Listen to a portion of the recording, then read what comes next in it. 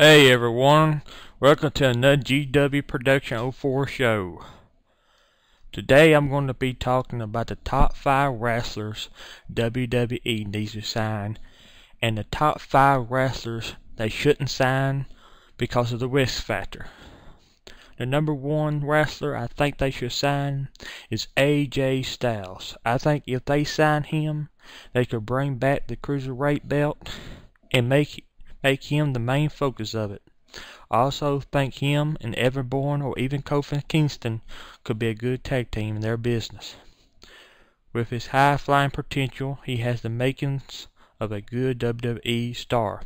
A feud with Chris Jericho will also draw in the ratings. Number 2 is Sting. Signing him for a year or even a match or two would be good for him and the WWE. I think Sting should finish his career in style, and going to WWE and wrestling the Great Undertaker will draw huge ratings. Plus, it's a match a lot of fans would want to see. I wouldn't mind seeing his old gimmick like he had in early days of WCW. Now, I respect Sting for not signing with Vince and WWE company, but he needs to accept the Hall of Fame invitation and then wrestle the Undertaker and give the fans what they always wanted, a good match between the two legends. Number 3 wrestler should be Goldberg. Yes, they signed him before, but he did not live up to his full potential with them. But with everyone want to see him again, especially if he faces the Stone Cold Steve Austin, or even a triple match with The Rock, would be good business for both parties. Hell, he might even come back into movies again and star with The Rock. Having him team up with Mason Ryan will help Ryan get the push he needs. I think he should sign to at least 2-year contract with him. I do think he with him signing with WWE, he will be a good investment down the road, especially for the young talent, by teaming up with them or feuding with them. The number 4 wrestler I think they should sign in the future is the Monster Abyss. I think he would be a good heel in the WWE and possibly a good tag team partner with Kane or even feud with Kane. I would like to see him even be in a feud with Brodus Clay. But signing him could also give a mid-carder a huge push. The next wrestler I think they should sign, especially for him to go to SmackDown, is Rob Van Dam, RVD. The high flyer will be good for the SmackDown. And he could be a good person to feud with for a mid-carder, or even team up with Drew McIntyre or even feud with him, will give Drew McIntyre the push he really deserves. And the top 5 wrestlers I think they should not sign because of the risk factor. The first one is kind of controversial. His name is Brock Lesnar. I don't think they should sign him. He doesn't do much in the ring or even have good mic skills, but his only thing he got good for him is his big strong man. No entertainment feature for him. He is another Skip Sheffield in my opinion.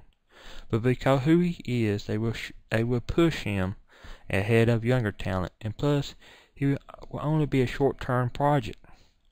It'd be pointless to sign him but for one match due to his health issues. However, if he did make a comeback, I would have him feud with Cena for at least three months.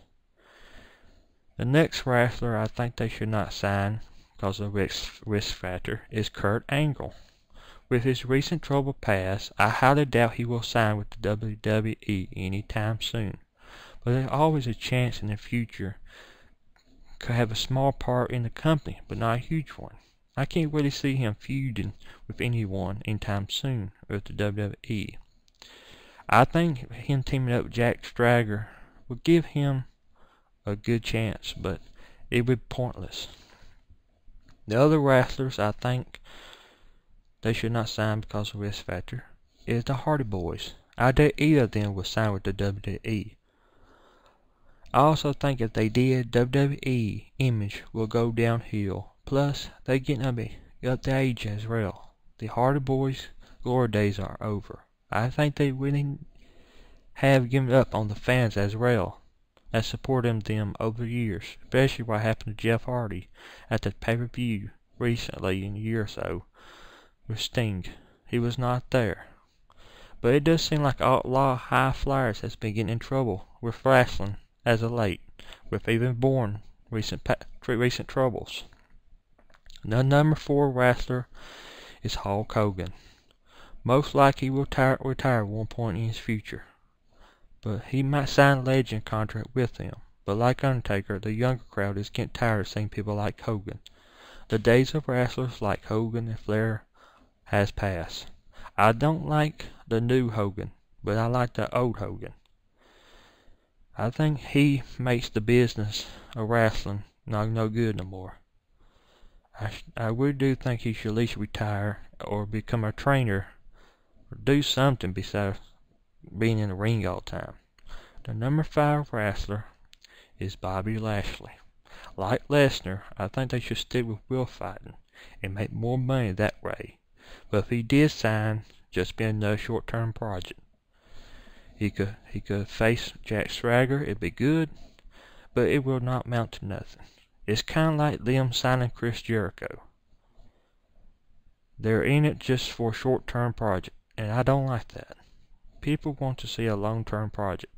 Yes, I like to see HBK come back and many other old wrestlers, but it's not going to happen. The glory days of old wrestlers are over. But hopefully the young talent could get pushed by some of these wrestlers I listed, like Bill Goldberg, AJ Styles, Sting. They could get a huge push they need if they sign them. But people like Kurt Angle, the Hardy Boys, they're not going to help nobody, the young talent, much. Thanks for watching listen to another show of GW Production 04. Please subscribe and rate. Thank you.